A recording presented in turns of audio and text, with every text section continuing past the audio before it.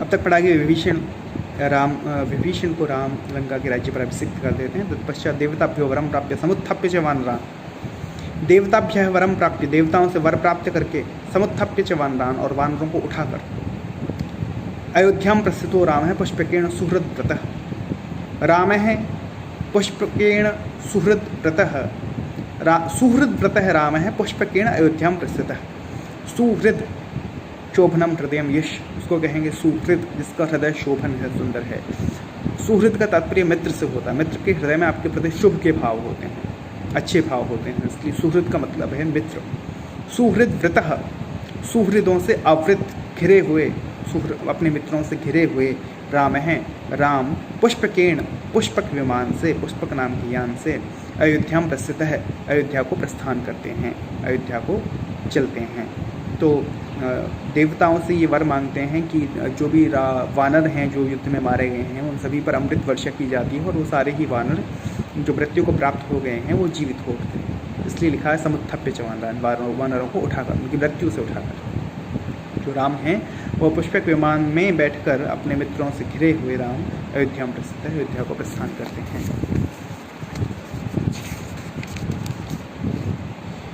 भरद्वाजाश्रमं गत्वा राम है सत्यपराक्रम है, भरतश्यन्तिके रामो हनुमंतम विसर्जयत।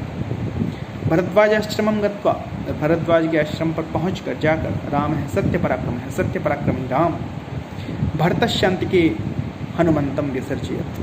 भरतश्य अंतिके, भरत के समीप, अंतिके यानी समीप, हनुमंतम विसर्जयत, हनुमान को विसर्जित किया, हनुमान को भेजा, हनुमान को प्रेषित किया। पुनराख्यायिकाम जल्पन सुग्रीव सहित सदा, पुष्पकम तत्समारोक्ष्य नंदीग्राम तदा। पुनराख्यायिकाम जल्पन,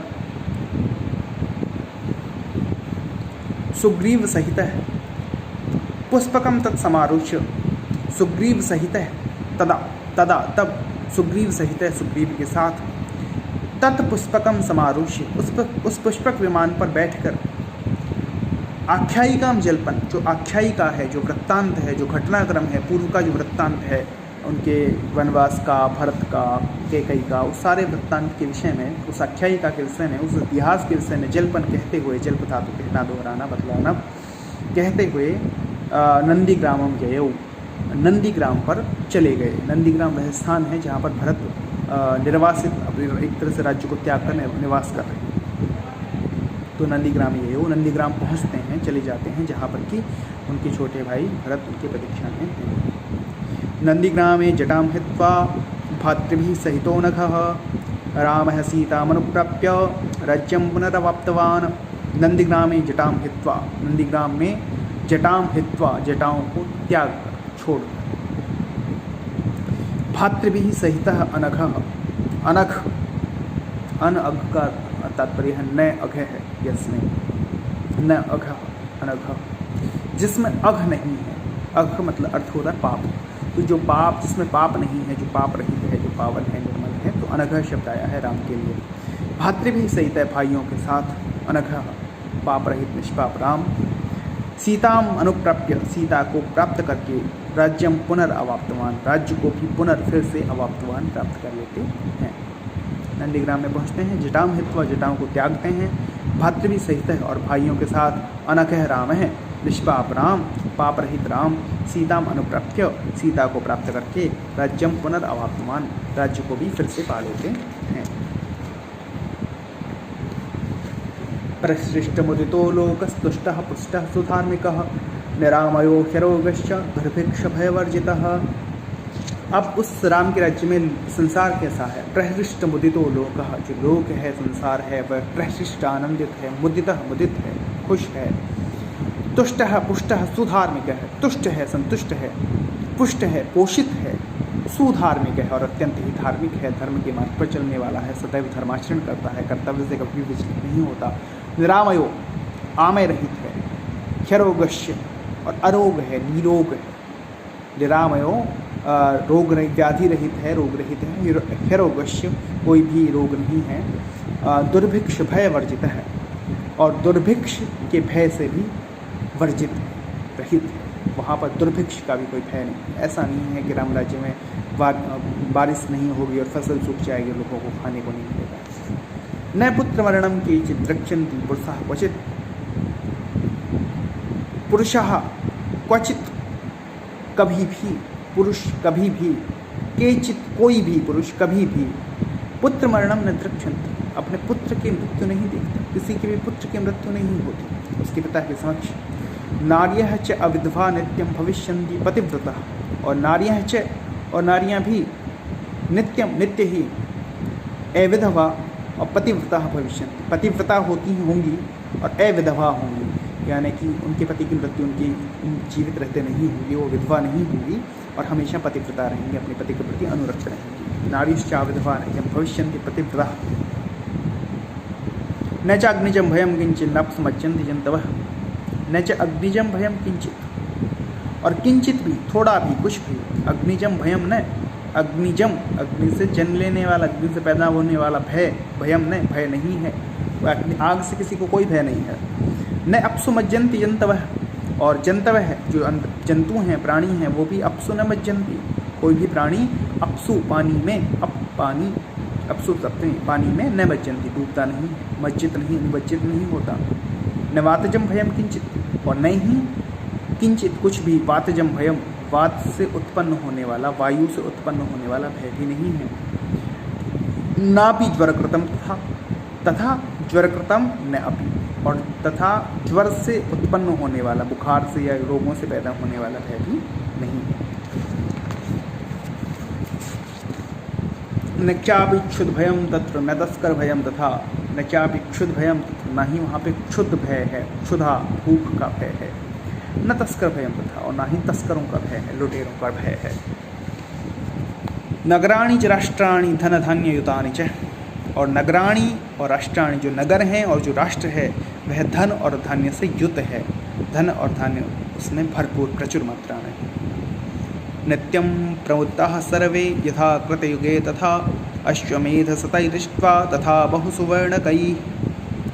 नित्यं प्रमुदिताः सर्वे, सभी नित्यम नित्य ही, प्रमुदिताः मुदित हैं, आनंदित हैं, खुश हैं, यथा कृतयुगे, जैसा कि कृतयुग में होते थे, सतयुग में होते थे, तथा वैसे की वैसे। तो राम का जन्म त्रेता में हुआ है, उनसे पूर्व कृतयुग सतयुग बीत चुका है, तो उस समय जैसे लोग धार्मिक थे और सुखी थे, प्रसन्न थे, राम राज्य में भी वैसे ही हैं, कृतयुग के जैसे ही हैं। अश्वमेध शतैरिष्ट्वा तथा बहुसुवर्णकैः, तथा बहुसुवर्णकैः, बहुत स्वर्ण वाले, जिनमें बहुत अधिक स्वर्ण प्रयुक्त हुआ हो दान आदि कार्यों में, ऐसे अश्वमेध शतैः, ऐसे 100 अश्वमेधों से इष्ट्वा यज्ञ करके, गवाम कोट्ययुतम दत्वा, गवाम कोटि अयुतम, करोड़ों सैकड़ों करोड़ों, गवाम गायें, दत्वा देकर, विद्वद्भ्यो विधिपूर्वकम, विधिपूर्वक, विद्वद्भ्यो विद्वानों को, विधिपूर्वक विद्वानों को सैकड़ों करोड़ों गवाम दत्वा, गायें देकर, असंख्येयम धनम दत्वा ब्राह्मणेभ्यो महायशः, और ब्राह्मणेभ्यो ब्राह्मणों को, असंख्येयम धनम दत्वा, असंख्येय धन देकर, जिसकी संख्या नहीं है, जिसकी सीमा नहीं है, असीम अपरिमित धन देकर, महायशा, महायशस्वी जो राम हैं, राजवंशान सतगुणान स्थापयिष्यति राघवः, राजवंशान शतगुणान, 100 गुणा राजवंशों को, स्थापयिष्यति स्थापित करेंगे राघव रघुनंदन, तथा चातुर्वर्ण्यम च लोकेस्मिन् स्वे स्वे धर्मे नियुक्ष्यति, चातुर्वर्ण्यम, चतुर्वर्णों को, ब्राह्मण क्षत्रिय वैश्य शूद्र, इन चारों ही वर्णों को, स्वे स्वे धर्मे, अपने अपने धर्म में, नियोक्ष्यति नियुक्त करेंगे, अस्मिन् लोके, इस संसार में, इस संसार में राम सैकड़ों असंख्य धन ब्राह्मणों को देंगे, करोड़ों हजारों सैकड़ों गायें विद्वानों को दान देंगे, और 100 गुणा राजवंशों को स्थापित करेंगे, और ब्राह्मणों चातुर्वर्णों को अपने अपने धर्म में नियुक्त करेंगे, नियोजित करेंगे।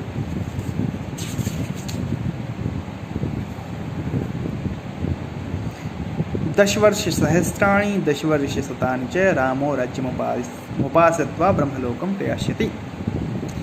10 वर्ष सहस्राणि, 10 सहस्त्र वर्ष, 10,000 वर्ष, 10 वर्ष शतानि च, और शतानि यानी 100, 10 वर्ष। तो 10 वर्ष का तात्पर्य 1000 हुआ, 1000, और 10 सहस्त्र का मतलब हुआ 10,000। तो 10,000 और 1,000 हो जाते हैं 11,000।